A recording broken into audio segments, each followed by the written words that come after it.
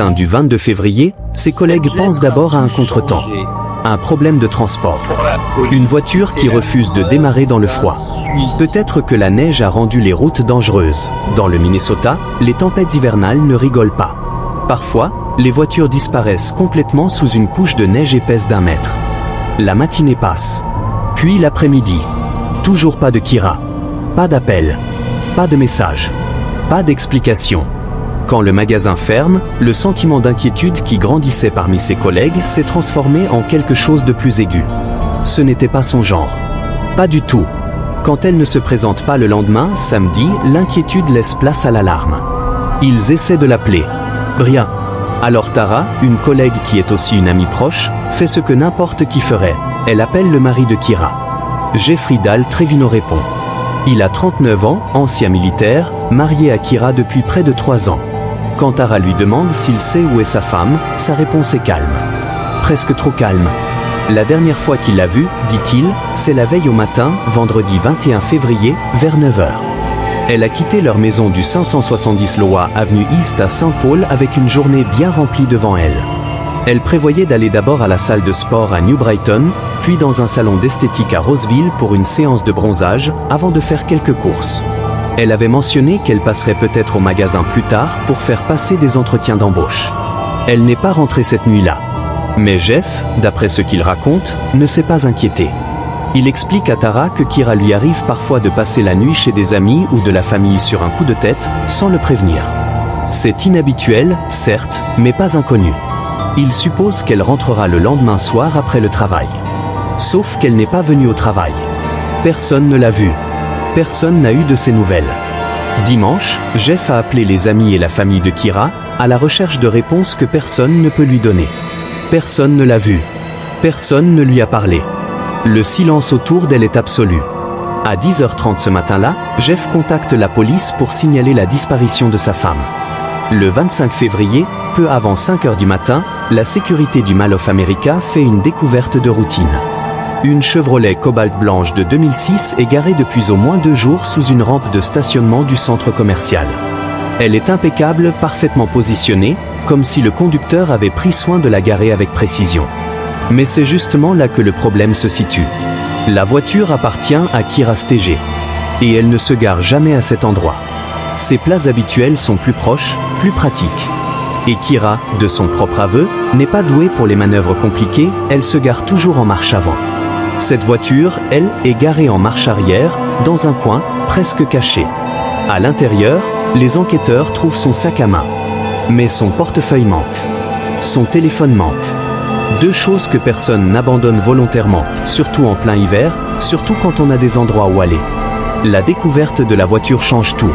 Si elle avait été bloquée quelque part sur la route, coincée dans la neige avec un téléphone déchargé, sa voiture ne serait pas là, propre et sèche, sur un parking de centre commercial.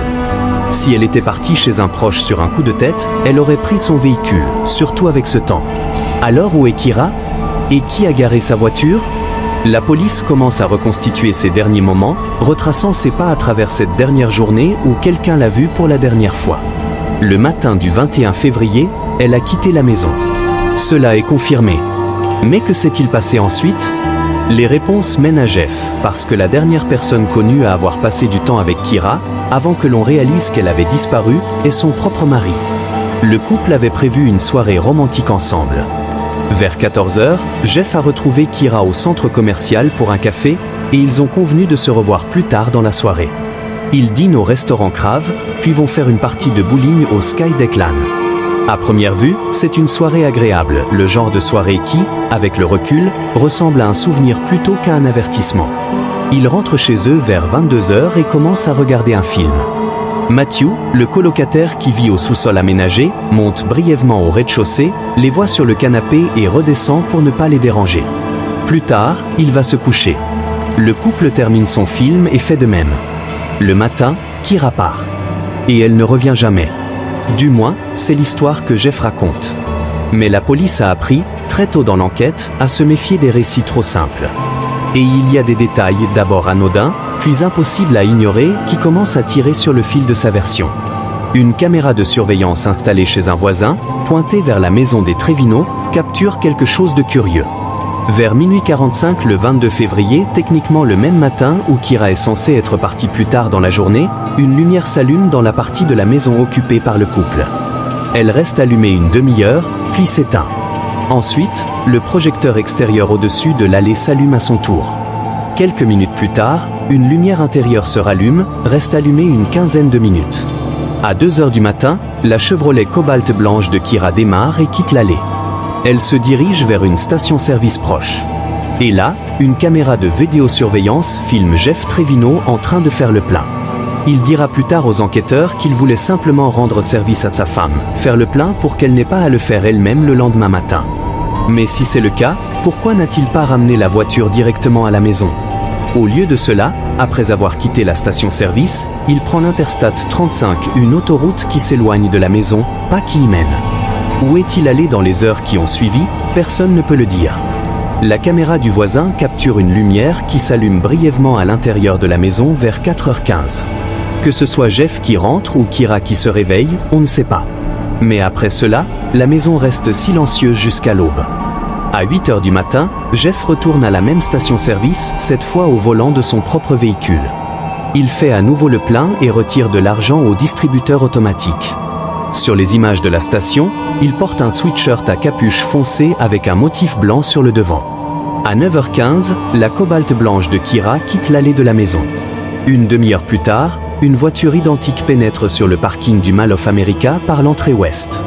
À 10h, un homme mince portant un sweatshirt à capuche foncée avec un motif blanc sur le devant demande à un taxi de le déposer au 424 East Iowa Avenue, une adresse qui n'existe pas, mais qui se trouve à quelques minutes à pied de la maison des Trevino.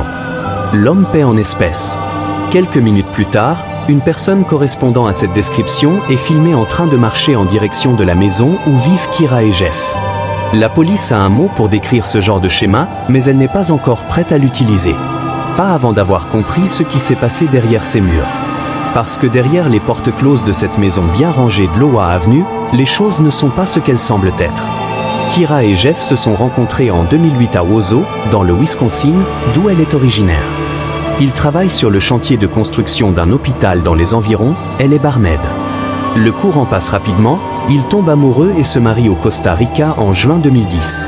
Elle accepte de quitter son Wisconsin natal pour s'installer dans le Minnesota auprès de celui qui partage désormais sa vie, en partie parce qu'il veut rester proche de sa fille adolescente, Taylor, issue d'un premier mariage. En surface, c'est une belle histoire d'amour. Mais la surface, la police est en train de l'apprendre, est trompeuse. La famille et les amis proches de Kira racontent une toute autre histoire. Le mariage se détériore depuis des mois. Jeff est contrôlant, elle a confié à des proches qu'il surveille ses activités, ses comptes bancaires, ses moindres déplacements. Elle a commencé à passer des nuits chez des amis sans le prévenir, non pas par impulsivité, mais parce qu'elle a besoin d'espace. Parce qu'elle essaie de comprendre comment partir. Elle a parlé ouvertement de ses doutes. De savoir si ce mariage peut survivre. De savoir si elle le souhaite encore. Jeff, de son côté, est devenu de plus en plus suspicieux. Il est convaincu que Kira le trompe. Et il s'avère qu'il n'a pas tout à fait tort. Kira a une relation avec un autre homme. Un directeur régional des ventes de 32 ans prénommé Ryan Wendt. Ce qui commence comme une amitié devient plus intime à partir de la mi-janvier 2013. Kira confie à Ryan qu'elle compte mettre fin à son mariage, pas nécessairement pour lui, mais parce que la décision mûrit depuis longtemps. Elle a d'ailleurs des papiers de divorce vierges dans son sac. Le soir du 21 février, pendant qu'elle dîne et joue au bowling avec son mari, Kira échange plusieurs messages avec Ryan. Il est en route pour le Colorado, où il doit passer des vacances au ski avec des amis. Elle lui écrit à propos de la barbe de Jeff. De choses anodines. Le dernier message qu'elle envoie est à 23h44. Ryan répond 24 minutes plus tard. Mais Kira ne répond jamais. Après cette nuit, son téléphone reste silencieux. Non seulement pour Ryan, mais pour tout le monde. Il n'est pas difficile d'imaginer ce qui a pu se passer si Jeff a vu ces messages. Si la soirée censée être une tentative de réconciliation romantique a soudain révélé, dans un éclat de lumière d'écran, que sa femme était déjà partie, déjà en train de parler à un autre homme avec l'intimité décontractée de quelqu'un qui a quitté son mariage bien avant de franchir la porte. Quand le dépanneur vient récupérer la voiture de Kira sur le parking du Mall of America le 25 février, il remarque quelque chose qui le fait s'arrêter. Il y a du sang dans le coffre. Un tapis de sol imbibé de sang gît derrière le véhicule. La moquette du coffre elle-même est tachée. Des analyses plus poussées confirmeront qu'il s'agit de sang humain. La police n'attend pas plus longtemps. Elle obtient un mandat et perquisitionne la maison de Iowa Avenue. À l'intérieur, il trouve le sweatshirt à capuche que Jeff portait le matin du 22 février. Il trouve du linge fraîchement lavé, dont la chemise que Jeff portait la veille au soir. Il trouve de l'eau de javel et une machine à nettoyer les tapis et moquettes dont le réservoir contient un mélange qui, analysé, se révèle contenir des matières biologiques d'origine humaine. Et puis, dans la chambre conjugale, il trouve le sang. Une grande tache sur la moquette, en forme de corps humain. Des projections sur les murs, le sommier, la tête de lit, la porte du placard, les plinthes. Environ 150 petites taches de sang sont réparties dans la pièce. Il y a du sang dans la cuisine, le salon, les couloirs, la salle de bain. Même dans l'escalier qui descend au sous-sol. Quelqu'un s'est battu pour sa vie ici. Quelqu'un a perdu. Jeff Trevino est arrêté le 26 février 2013 et inculpé pour meurtre au second degré. Il plaide non coupable et s'en tient strictement à sa version. Kira est parti ce matin-là et il n'a aucune idée de ce qui lui est arrivé. Pendant des semaines, la famille de Kira garde espoir. Sans corps, il s'agit encore techniquement d'une disparition. Sa mère a appelé la police le 24 février, avant même que la voiture ne soit retrouvée, avant que le sang ne soit découvert, pour les supplier de ne pas prendre l'affaire à la légère. Elle savait, d'une manière ou d'une autre, que quelque chose n'allait pas. Maintenant, les enquêteurs le savent aussi. Les informations affluent après l'arrestation de Jeff, près d'une centaine. Mais l'une d'elles retient particulièrement l'attention. Une femme raconte avoir vu 2 hommes près du lac Keller à Maplewood dans la nuit du 21 au 22 février. Ils transportaient quelque chose de volumineux. Le lac se trouve à moins de 5 minutes en voiture de la maison des Trevino. Le 16 mars, la police et une équipe d'une trentaine de volontaires, dont le grand-père de Kira, fouillent le parc de 248 acres. C'est un travail titanesque, couvrir une superficie équivalente à des centaines de terrains de football. C'est son grand-père qui le trouve. Un sac en plastique, dissimulé dans la végétation. À l'intérieur, un oreiller ensanglanté et des vêtements de femme. Le sang appartient à Kira. Quelques semaines plus tard, un habitant de Woodbury, une ville voisine, trouve le permis de conduire de Kira en nettoyant des débris près de chez lui. Il habite à 8 km de la maison des Trevino et juste à côté d'un Walmart où Jeff a fait un achat le 23 février. Le ticket de caisse montre qu'il a acheté du pain, du lait et plusieurs produits d'entretien. Si Kira avait survécu à l'agression et s'était enfuie, raisonne sa famille, elle n'aurait pas laissé ses papiers d'identité derrière elle. Le tableau qui se dessine est brutal. Une violente lutte, un meurtre, une tentative de nettoyage de la scène de crime et un effort calculé pour faire disparaître les preuves. Mais toujours pas de corps. Le 8 mai 2013, vers 13h30, un promeneur longeant le Mississippi à Saint Paul fait une découverte que personne ne souhaite jamais faire. Il aperçoit ce qui semble être le corps nu d'une femme, partiellement immergée sous une barge, au sud du pont Robert Street. L'eau l'a retenu si longtemps que la décomposition est avancée, trop avancée pour une identification visuelle immédiate. Mais les empreintes dentaires confirment ce que tout le monde redoutait. Le corps est celui de Kira Stege. L'autopsie révèle 3 blessures externes, une incision d'1 centimètre de profondeur et 4 cm de long sur le côté gauche du front, un poignet gauche fracturé, et une lacération en forme de V entre le nez et la lèvre supérieure. Un gros morceau de ruban adhésif est encore pris dans ses cheveux.